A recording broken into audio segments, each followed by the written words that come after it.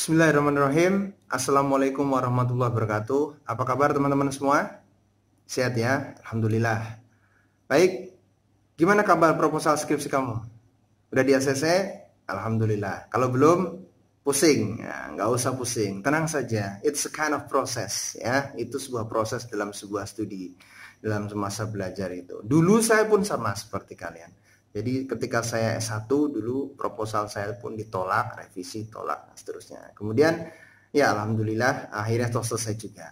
Oke, kalian mungkin kemarin sudah sempat melihat video saya sebelumnya, yaitu yang berkaitan dengan 5 kesalahan fatal yang dilakukan oleh kebanyakan mahasiswa dalam menulis proposal skripsi. Udah lihat belum? Kalau belum silakan tengok dulu. Ada 5 hal yang saya bahas itu. Nah, paling tidak itu bisa memberikan checklist bagi kalian. Apakah tanda-tanda itu ada enggak? Kalau misalkan ada tanda-tanda itu alamat proposal skripsi kamu bakal bermasalah. Tapi kalau enggak ada, alhamdulillah. Nah, hari ini saya akan mencoba mengupas lebih lanjut tentang kesalahan fatal yang pertama. Apa itu kesalahan fatal yang pertama? Nah, kesalahan fatal yang pertama itu adalah yang berkaitan dengan bahwa kebanyakan mahasiswa itu tidak membangun background atau pendahuluan dari proposal skripsinya dengan prinsip yang benar. Bagaimana prinsip yang benar itu? Yang pertama yang saya sebutkan di video saya sebelumnya adalah bahwa tidak membangun latar belakang penelitian itu dengan metode piramida terbalik. Ya, piramida terbalik ya. Jadi sisi yang besar di atas ke bawah begitu ya. Karena piramida itu kan begini, piramida yang terbalik ya. Jadi broad to narrow, jadi umum ke khusus, atau boleh dikatakan deduktif lah, macam seperti itu. Nah, jadi hari ini saya akan mengupas ada 5 hal lagi yang berkaitan dengan hal tersebut. Yang pertama, sebaiknya teman-teman dalam membangun atau menulis latar belakang penelitian itu harus memenuhi kaidah yang pertama adalah membangun kronologi yang berurutan dalam menyajikan latar belakang penelitian. Ada kata kuncinya kronologi. Kronologi apa itu? Kronologi itu artinya berurutan. Berurutan. Sederhana aja gitu. Kalau misalnya kita pagi-pagi ini mau ke kampus, ya urutannya bagaimana? Urutannya Anda mungkin menyiapkan buku, masukkan dalam tas, ya. Setelah itu Anda keluar kamar, siap-siap mungkin mandi. Setelah mandi mungkin Anda ke warung dulu, sarapan. Setelah ke warung Anda ke kampus. Setelah kampus Anda mengikuti kuliah pagi jam 7 atau jam 8. Nah, itu urut. Kebanyakan mahasiswa memberikan informasi paragraf pertama secara umum, 2 umum, 3 umum, 4 umum, dan seterusnya. Sehingga semuanya hal-hal umum aja gitu. Atau ada tipe mahasiswa yang kedua ini, yang dia udah tahu nih mau meneliti apa. Misalkan mau bikin rancang bangun motor listrik. Ya, rancang bangunnya dibikin. Modelnya seperti ini, caranya seperti ini, metodenya seperti ini, karena begini. Nah, jadi kita nggak ngerti kenapa mau tahu-tahu muncul ada rancang bangun motor. Alasannya apa gitu kan. Nah, jadi nggak ada alasan yang broad, yang umum itu tahu-tahu sudah memunculkan rancang bangun. Jadi kalau saya sebagai reviewer, saya akan melihat ngapain saya harus menyetujui proposal seperti ini, gitu kan? Karena memang nggak ada landasan yang kuat. Alasan yang masuk akal apa gitu? Reasoningnya apa? Kenapa tahu-tahu muncul dengan sebuah ide rancang bangun?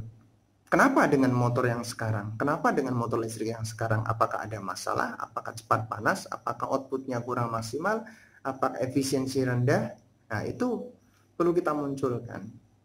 Ya, jadi hal-hal yang seperti itu harus diperhatikan betul. Dan yang kedua adalah apa yang Anda tulis dalam landasan penelitian atau background atau introduction itu, atau pendahuluan, macam-macam sebutannya lah ya. Itu harus mampu menjawab 2 hal, 2 pertanyaan ini. Yang pertama yaitu mengapa penelitian kamu itu mesti dilakukan? Kenapa kamu harus melakukan penelitian itu? Kamu bisa jawab nih.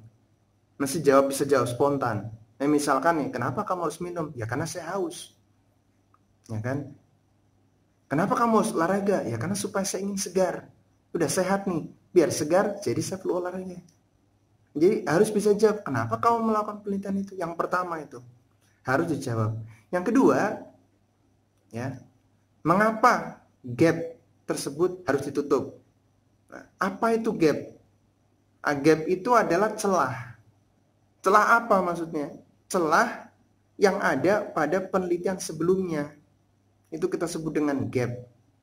Ya, bisa celah dari penelitian kakak kelasmu yang sudah dilakukan sehingga kamu melakukan penelitian lanjutan, atau penelitian-penelitian dosen yang sudah dilakukan, kemudian kamu berdiskusi dengan beliau, terus kemudian menemukan satu gap yang harus diselesaikan. Misalkan rancang bangunnya sudah, tapi kurang optimal. Nah, di situ ada gap, ya kan?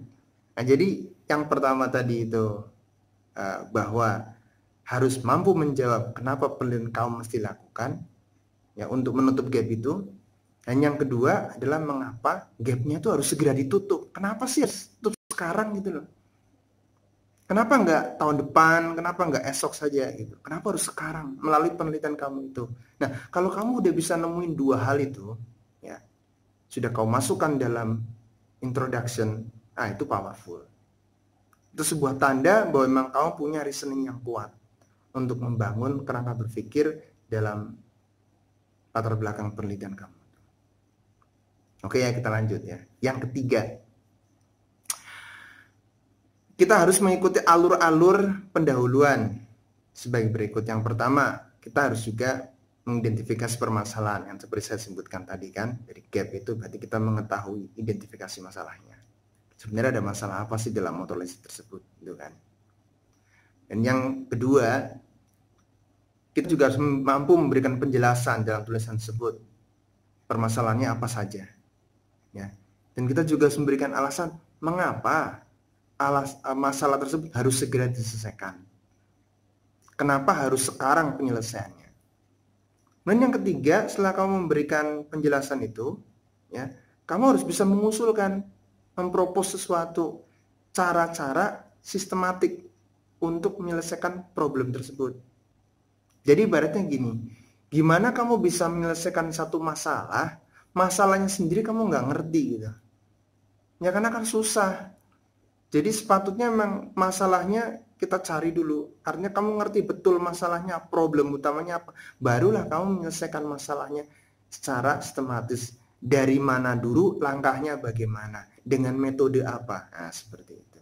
Jadi itu juga harus bisa kamu ceritakan di situ secara umum. Kemudian dalam pendahuluan juga ada faktor yang keempat, yang utama, yaitu membangun kerangka paragrafnya itu dengan model piramida terbalik, atau kita kenal dengan istilah broad to narrow. Broad itu luas, narrow itu sempit. Jadi luas ke sempit. Ingat kata kuncinya luas ke sempit atau piramida kebalik. Jangan dibalik. Nggak bisa kayak begitu. Jadi harus luas ke sempit. Yang pertama, caranya untuk membangun sebuah latar belakang penelitian atau introduction atau research background dengan model piramida terbalik atau broad to narrow itu, yang pertama adalah awali dengan mengemukakan tentang permasalahan-permasalahan secara global. Ya, masalah-masalah yang sudah banyak dipahami secara umum, misalkan bahwasanya kebutuhan BBM dari tahun ke tahun semakin meningkat, misalkan seperti itu. Kemudian adanya isu mengenai krisis energi dalam hal minyak, misalkan seperti itu. Oleh karena itu, kemudian nanti berikutnya kamu akan bahas lagi tentang diperlukannya sebuah metode untuk mengantisipasi itu, misalkan renewable energy, misalkan seperti itu. Atau dari kebutuhan energi yang banyak, kemudian kamu spesifikkan lagi di bagian kedua berikutnya membahas masalah vehicles atau kendaraan, yaitu ada motor bensin, ada motor diesel dan seterusnya. Kemudian kamu di bagian berikutnya lagi kamu akan spesifik lagi. Nah itu jadi urutan seperti itu. Ini yang kedua adalah semestinya kamu bisa mengemukakan permasalahan yang terjadi pada masa lalu. Dan tren permasalahan sekarang seperti apa? Kamu jelaskan fakta-fakta. Nah, bagaimana cara mendapatkan informasi seperti itu? Gampang saja, kamu bisa review jurnal, ya, banyakin baca artikel. Jadi itu juga menjadi kunci, bukan hanya membaca buku, ya, buku teks atau bahan kuliah, ya, tetapi kalau kamu bisa membaca paper atau jurnal, itu akan sangat bagus dan itu sangat membantu. Jadi kalau memang kamu sekarang semester 6 ya mulai nyiapin skripsi, ya udah kamu memang yang paling baik adalah membaca jurnal di sebuah bidang yang ingin kamu teliti. Misalnya kamu ingin meneliti tentang motor listrik, ya kamu baca lebih banyak. Sebenarnya tren yang sekarang motor listrik itu kayak apa sih? Kalau kamu ingin meneliti mengenai material baru, ya material baru sekarang trennya kayak apa sih? Composite seperti apa sih? Composite seperti apa? Composite nano kah atau yang seperti apa gitu. Kemudian kalau kamu ingin meneliti partikel apa yang ingin kamu teliti gitu. Jadi tujuannya apa? Itu bisa memperluas cakrawala gitu. Jadi wawasan kamu jadi luas gitu. You jadi banyak gitu. Jadi ngerti, oh sekarang ternyata sekarang yang lagi tren adalah material-material nano gitu. Semuanya serba nano. Nah, dulu kita ada permen nano-nano ya. Tapi bukan itu maksud saya. Jadi semuanya dalam skala nano, skala yang sangat kecil. Nah, misalkan seperti itu. Kemudian permasalahannya apa? Kenapa harus nano dan seterusnya. Nah, semuanya itu bisa kamu dapat dengan baca jurnal. Tanpa baca jurnal agak susah. Karena dari situlah kita dapat mengenai hal-hal yang update tentang bidang yang ingin kita teliti. Oke, kemudian setelah itu sajikan sejumlah penelitian sebelumnya yang telah mencoba menyelesaikan masalah yang akan kamu bahas. Dan kayaknya misalkan kamu menemukan satu ide ya, oh ternyata ini motor listrik ini kok panas ya. Yakin nggak kalau itu adalah kamu pertama kali orang yang menemukan masalah itu? Yakin nggak? Ya mungkin yakin kalau kamu belum baca jurnal, tapi ketika kamu udah baca jurnal, ya ternyata udah pernah dibahas di di negara lain, misalkan di Eropa, kemudian di China, kemudian di Malaysia atau di Singapura. Ternyata udah pernah dibahas, udah menyelesaikan masalah panasnya ini. Kalau ternyata kamu udah kelewatan. Nah, terus baca lagi. Nah, semakin kamu banyak baca, nanti kamu akan ketemu di situ. Oh, ternyata mungkin panas tapi kurang optimal. Bagaimana supaya tidak panas dan bisa lebih optimal lagi? Tidak panas tapi outputnya masih sama misalkan. Gimana sekarang supaya meningkatkan outputnya dengan meningkatkan efisiensinya misalkan seperti itu. Jadi banyak hal yang bisa kita dapat inspirasi dengan kita membaca paper.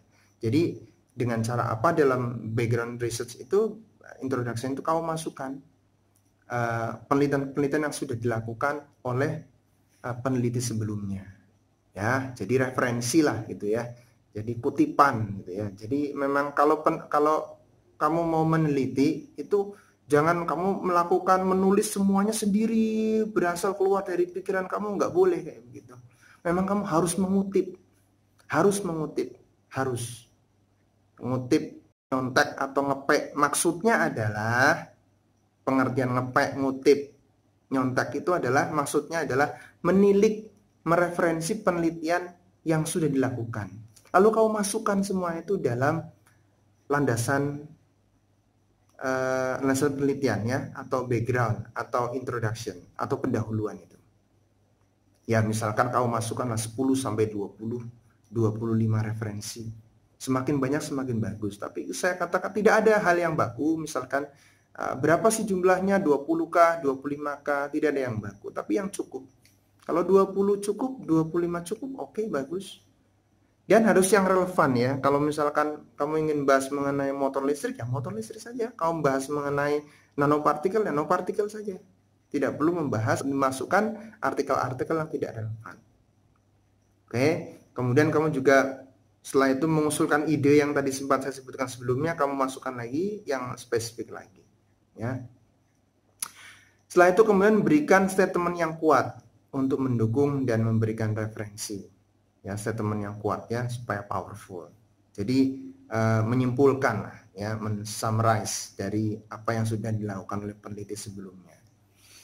Kemudian dalam memberikan referensi, pastikan Anda hanya menyantumkan referensi yang primer. Artinya referensi primer adalah referensi yang sangat berhubungan langsung dengan topik penelitian yang akan kamu teliti. Misalkan kamu meneliti tentang motor listrik, ya semua harus berkaitan dengan itu.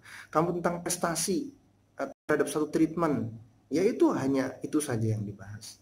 Maksud saya hanya referensi yang berkaitan dengan penelitian itu saja. Nggak boleh yang lain gitu, karena nggak relevan nanti seperti itu. Ya. Dan bagaimana carinya?